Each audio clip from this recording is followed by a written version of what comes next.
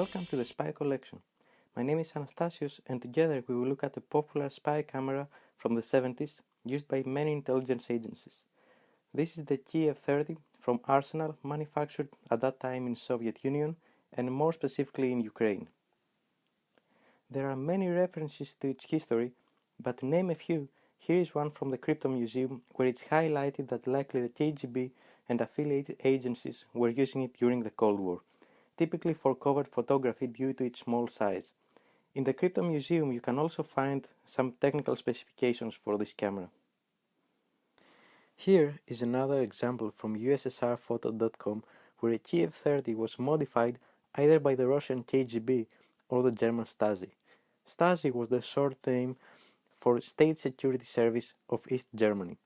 This version has a custom case to conceal it as a packet of cigarettes, and it is from 1976. Lastly, another very interesting reference we can find from the online museum of the MIT, the Turkish intelligence agency, where it clearly states that the MIT has been using this device in various operations from 1986 until 2000. The camera was a commercially available product, making it ideal for clandestine operations since it wouldn't raise suspicions if it was discovered in someone's possession, but also its sub-miniature size allowed for easy concealment, with one of the most popular being the packet of cigarettes used frequently by KGB operators.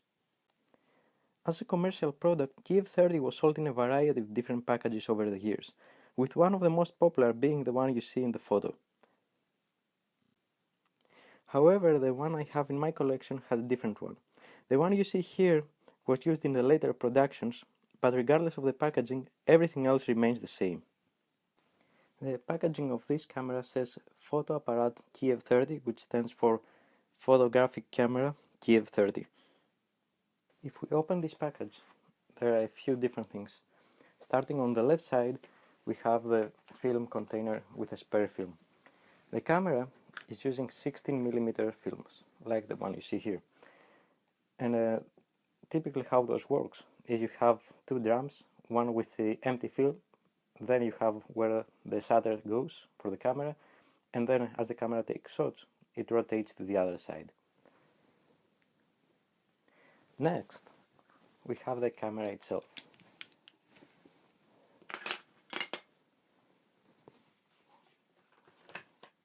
The camera is coming into this leather pouch, and if you open it, you will see that we're talking about a very small little camera. On the outside it says Kiev-30, which is the model, and we're going to look into it right now. On the side of the camera there are some control knobs. Specifically, you see on the right side the shutter speed and on the left side the aperture.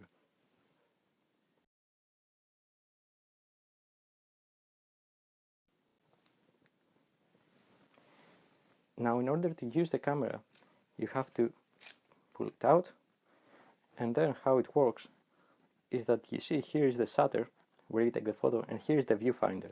And the viewfinder is nothing more than a simple glass in the case of the camera.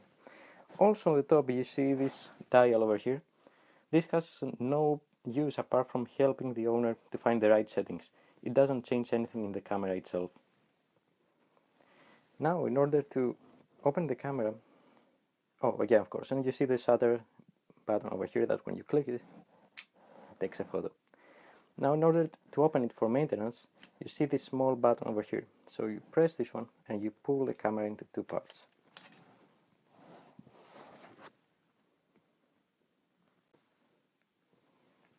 Now on the left side we have the case. As you can see, it's pretty simple. There are nothing really going on. It's an empty case. It doesn't have any sort of controls. It has a hole over here where we can see how many photos were taken, and the viewfinder that, as I mentioned, it is just a piece of glass. It's worth noting that typically those cases were replaced by concealment devices, like the one you saw earlier in the ussrphoto.com. Now we're looking at the downside of the camera, or the rear side of the camera. And if we zoom in, here you can see the amount of photos remaining in the camera, and anytime you press it, it basically rotates the film and at the same time also rotates this counter. Something else that is worth noting is on the other side of the camera, where you see this small knob over here. This is the focus, and it's measured in centimeters, and it can go from 2 centimeters all the way to infinity. Now, in order to replace or place a film, what you do is you just pull this, and then you have access to the film. And here you can also understand how the camera operates, which is quite simple. Let me pull out this film, you can see it. So what you see here is the shutter is in the middle, you have the focus, and this is where the film goes. So as you take photos, this is where the sensor is. Well, not the sensor, actually the shutter that sends the photo in the film.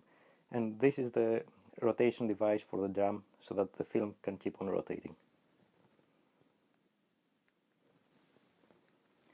And now if we put everything back together, first we place the film in the camera. You can see here. There we are. Oops.